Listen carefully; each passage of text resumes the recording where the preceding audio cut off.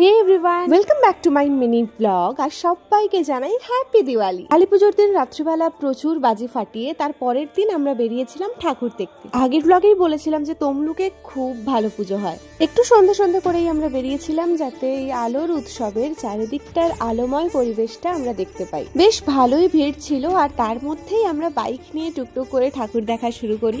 যতদূর জানি তমলুকের মধ্যে প্রায় 200টার বেশি পুজো হয়।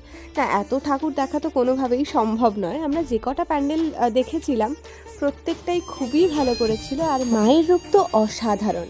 একের পর এক ঠাকুর দেখতে দেখতে আমরা যে প্যান্ডেলে এসেছিলাম সেখানে একটু ছোটখাটো করে মেলাও বসেছে। আর মেলা বসেছে, আমরা কিছু খাবো না? ঘুগনি, চপ, ভাজাভুজি, মোটামুটি যা যা দোকান বসেছিল খাওয়ার সবই খেয়ে নিয়েছিলাম। তারপর আর কয়েকটা প্যান্ডেল ঘুরে আমরা এসেছিলাম বাজার কলকাতাতে। ওখানে কেনাকাটা করে আমরা গেছিলাম 5 স্টার ক্লাবের পুজো দেখতে, কিন্তু এত ভিড় যে আমরা বাইরে থেকে দেখেই চলে এসেছিলাম।